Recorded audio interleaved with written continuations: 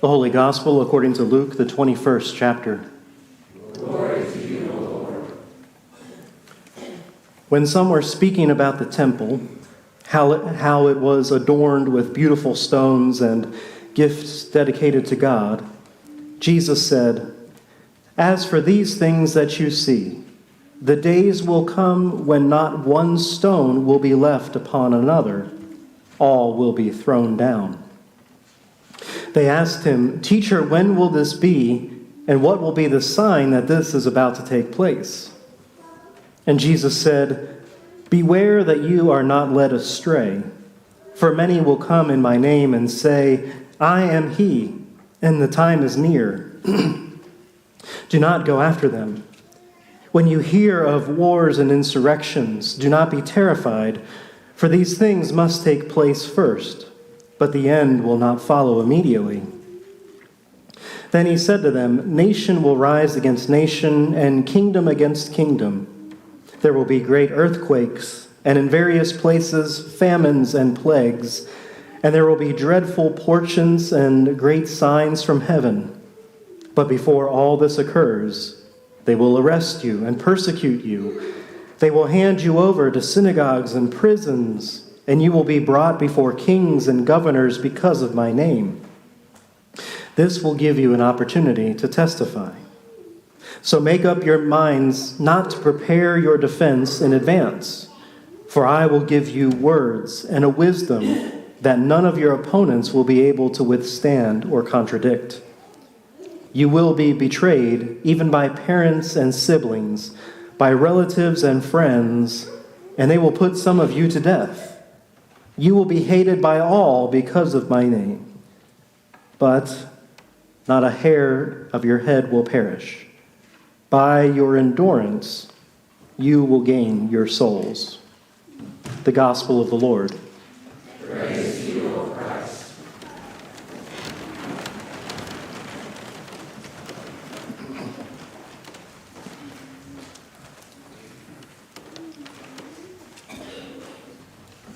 So I guess something is going on these days with regarding hunting or something like that. I don't know. I've never been a hunter. It's never been a thing I've done. But I've seen a whole lot of posts on Facebook about it, so I think I know enough to talk about it. That's how the internet works, right? Okay. Well, let me just see if this sounds right, okay? When you go hunting, you can make the best plans in the world, right? You can scope out the perfect place where you know the animals that you're looking for, where they hang out. You can plan to arrive at the perfect time. You can have the exact equipment you need, the best that you can buy. You can do all the things that you need to do, and yet you, in that moment, may never come across a sign of life at that time. Does that happen?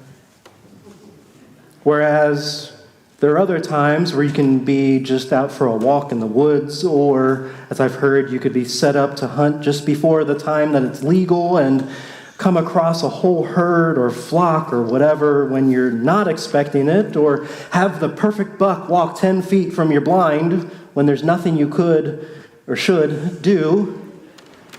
Does that sound right too? Okay. I feel like that's the case with so much of life. We think we have it figured out. We think we've done all the right stuff. We've got a complete handle on things. And yet, in the end, we find out that we are not in control. Which leads me to another assumption I have about things. I believe that we want to be in control. Shocker, right? We want to be in control.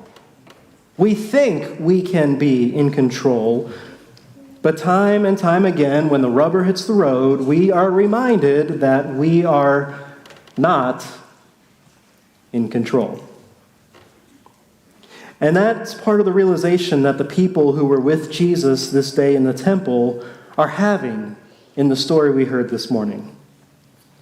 We're told when some were speaking about the temple, how it was adorned with beautiful stones and gifts dedicated to God, Jesus speaks up and he tells them, "As for these things you see, the days will come when not one of these stones will be left upon another. All of this will be thrown down."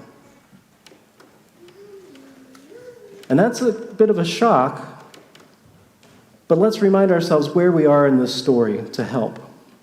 We're near the end of Luke's gospel. At this point, Jesus has already entered Jerusalem for that final time to cheering crowds. He's entered the temple where he's been teaching his disciples and those crowds. And at the same time, in doing that, he's angering the religious leaders.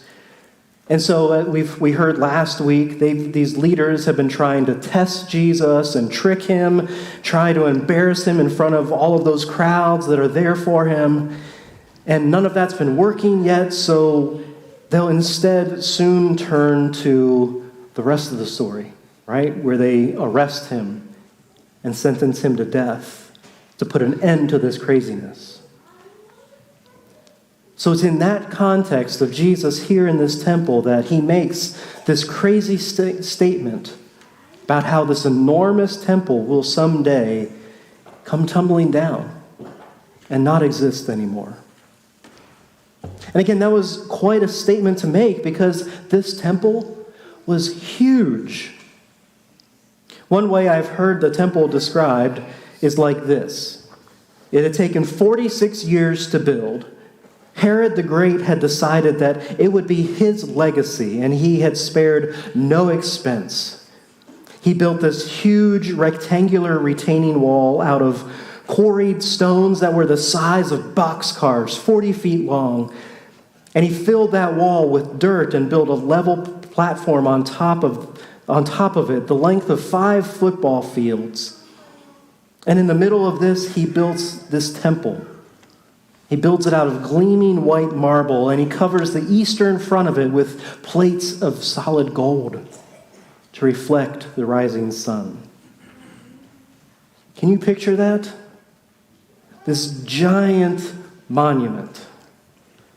And yet Jesus stands there and he points to it and he says, "This whole thing will be thrown down." And that must have been massively hard to believe because of how massive a structure this was. So the people who were hearing this must have been confounded by that statement alone in the first place. But it wasn't just the enormity of the structure that made this sound so unreasonable. Because think about what this temple meant to those who were gathered there. It's kind of like what it would feel like to you if something happened to this church building.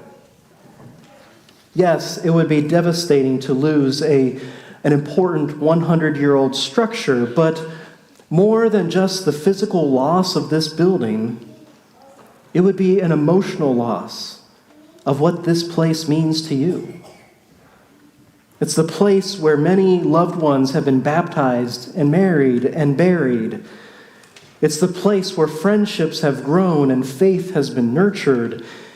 It's a place where you felt safe enough to utter praise in one breath and pain in the next. At least I hope. It's a place, this is a place where you find God. Again, I hope. So it's in nearly that same way that this temple in Jerusalem represented God's presence and all those memories to the crowd. They knew that no matter what happened outside the walls of the temple or how chaotic the world would become, they knew they could go to the temple and find God within those walls. They're thinking, what would happen to God if the walls weren't there? Which goes back to my first point. Sometimes we build those walls just to show off and make ourselves feel good. But a lot of times we build those walls to try and contain and control God for ourselves. So that when we can't control the other things in our lives, at least we can feel like we can control this. And yet Jesus burst that bubble too. As for these things that you see, the days will come when not one stone will be left upon another, all will be thrown down. And not just that, Jesus goes on, he tells them that peaceful societies will crumble into violence, and comfortable cultures will unravel into famine. Family ties will come undone. Relatives will hand over family members to the authority. People will be thrown into prison simply for being believers. Your peaceful world, Jesus tells them, is coming to an end. And the first thing these crowds think of is, when? When will this be? How will we know? And they ask Jesus those questions. Why? Because we want to be in control and know when this is going to happen and be ready. And I get that. I don't like being out of control. I don't know anybody who likes not being in control. I doubt there's anyone who, in the midst of a natural disaster, in the midst of a fire or tornado or hurricane, says, "Oh, this is fun." Or after receiving a bad diagnosis, thinks, "That's exactly what I was hoping for." No, Jesus understands why we want to be in control precisely because of those things. And we don't just throw our hands into the air and hope everything's going to turn out all right in the end. We try to work with things along the way. We try to make sound financial decisions and put away resources for down the road and retirement. We try to treat our bodies well, eat well, be active so that our physical bodies can last as long as they can. We get insurance just in case. But even in the midst of all of that, we are not in control. Markets crash and retirement systems fall apart. Our bodies deteriorate and often break down sooner than we wish. Insurance doesn't always cover everything like we're told it will. But we try. And Jesus knows that we try. And Jesus knows why we try.